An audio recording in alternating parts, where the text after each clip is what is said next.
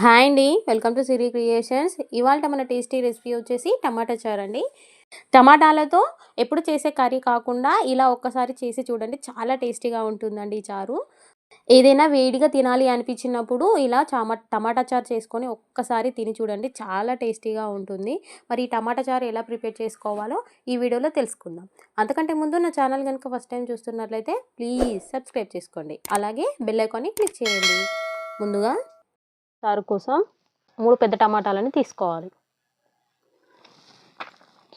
వీటిని వాటర్తో బాగా వాష్ చేసుకున్న తర్వాత ఇలా మీడియం సైజులో కట్ చేసుకొని ఒక గిన్నెలోకి తీసుకోవాలి.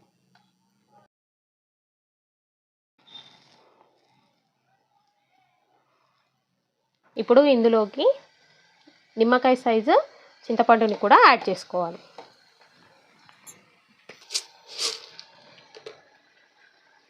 ఇందులోకి కొద్దిగా దొడ్డుప్పుని వేసుకోవాలి. ఇప్పుడు స్టవ్ ఆన్ చేసుకొని వీటిని మీడియం ఫ్లేమ్లో మెత్తగా ఉడికించుకోవాలి. అడుగు అంటకుండా కొద్దిగా వాటర్ కూడా యాడ్ చేసుకోవచ్చు. ఇప్పుడు దీన్ని మూత పెట్టుకొని టమాటాలు మెత్తగా ఉడికే వరకు ఉడికించుకోవాలి.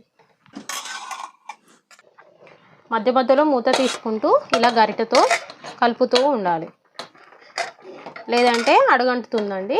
చూడండి ఎలా ఉడుకుతున్నాయో. బాగా మెత్తగా ఉడకపెట్టుకుంటేనే చారు కూడా చాలా చిక్కగా వస్తుంది.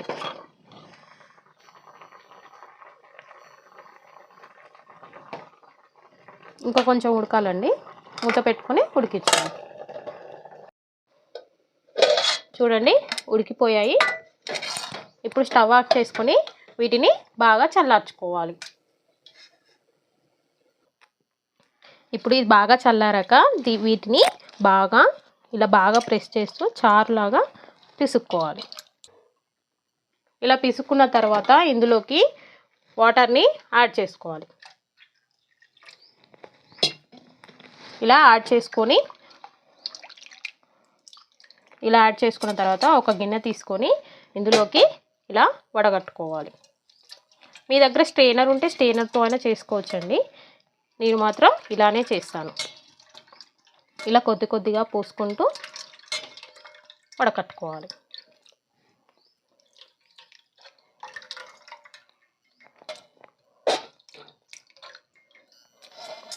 ఇలా మొత్తం టమాటాలని ఇలా పిండుకొని ఒక గిన్నెలోకి తీసుకోవాలి. ఇప్పుడు పోపు కోసం స్టవ్ మీద ఒక గిన్నె పెట్టుకొని స్టవ్ ఆన్ చేసుకొని సరిపడా ఆయిల్ వేసుకోవాలి. నేను ఇక్కడ 2 టేబుల్ స్పూన్ ఆయిల్ వేసుకున్నాను.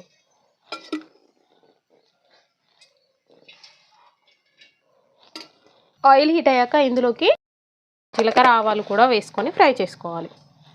అలాగే ముందుగా కట్ చేసి పెట్టుకున్న మిర్చి ఆనియన్స్ని కూడా వేసుకొని ఫ్రై చేసుకోవాలి.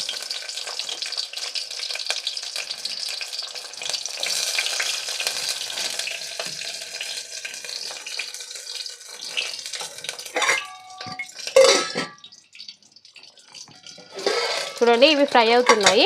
ఇవి ఫ్రై అవుతుండగా ఇందులోకి 4-5 రెమ్మల కరివేపాకుని కూడా వేసుకోవాలి. కరివేపాకును కొత్తిమీర ఎక్కువ వేసుకుంటేనే టమాటా చారు అనేది చాలా టేస్టీగా ఉంటుందండి.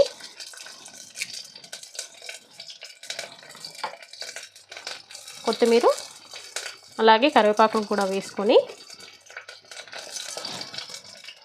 ఒకసారి కలుపుకొని ఇవి లైట్ బ్రౌన్ కలర్ వచ్చే వరకు ఫ్రై చేసుకోవాలి. టమాటా చారులోకి వెల్లుల్లిపాయ ఎంత ఎక్కువ వేసుకుంటే అంత బాగుంటుందండి చారు టేస్టీగా. కాబట్టి నేను ఒక వెల్లుల్లిగడ్డ మొత్తం పొట్టు తీసుకొని పెట్టుకున్నాను. ఇప్పుడు వీటిని చిన్న చిన్న ముక్కలుగా దంచుకోవాలి.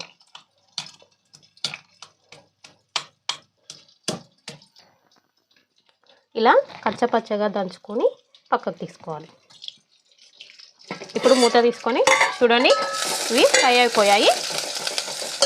ఇందులోకి మనం ముందుగా దంచి పెట్టుకున్న వెల్లుల్లిని కూడా యాడ్ చేసుకుందాం.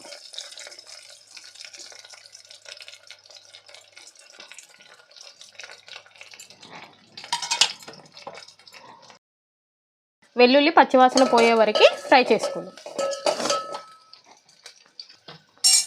చూడండి ఇవి ఫ్రై అయిపోయాయి. ఇప్పుడు ఇందులోకి సరిపడా పసుపుని యాడ్ చేసుకోవాలి.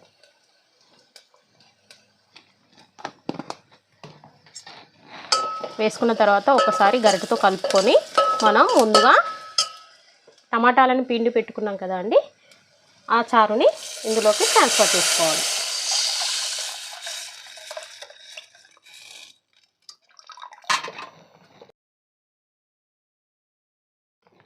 ఇప్పుడు ఇందులోకి సరిపడ ఉప్పు, మనం ఇంతకుముందు టమాటాలో వేసుకున్నాం కదా అండి, కాబట్టి ఇప్పుడు కొద్దిగానే వేసుకున్నాను. అలాగే సరిపడ కారాన్ని వేసుకోండి. కొంచెం కారం ఎక్కువనే పడుతుందండి, ఎందుకంటే టమాటా కొంచెం పులుపు ఉంటుంది కదా, కాబట్టి కారం కొద్దిగా ఎక్కువనే పడుతుంది. ఇప్పుడు ఒకసారి కలుపుకొని ఇలా ఒక్కసారి కలుపుకొని ఇందులోకి కారం, ఉప్పు, పులుపు సరిపోయో లేదో ఒక్కసారి టేస్ట్ చూసుకోండి. సరిపోయాయండి. ఇప్పుడు తగినన్ని వాటర్ పోసుకొని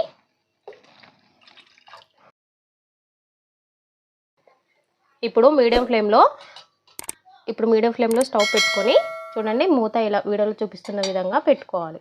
ఇలా పెట్టుకోవడం వలన ఏమవుతుందంటే చారు మసిలేటప్పుడు కింద పడకుండా ఉంటుంది. ఇలా ఒక 10 నిమిషాలు మీడియం ఫ్లేమ్లో ఉడికించుకోవాలి. చూడండి ఎలా మసులుతుందో చారు, చూద్దాం ఒకసారి మసిలిందో లేదో.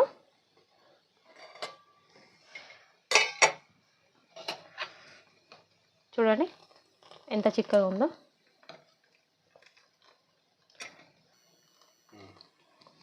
ఓకే అండి, మసిలింది చారు. ఇప్పుడు స్టవ్ బంద్ చేసుకుంటే వేడివేడిగా ఎంతో టేస్టీగా ఉండే టమాటా చారు రెడీ అయ్యింది.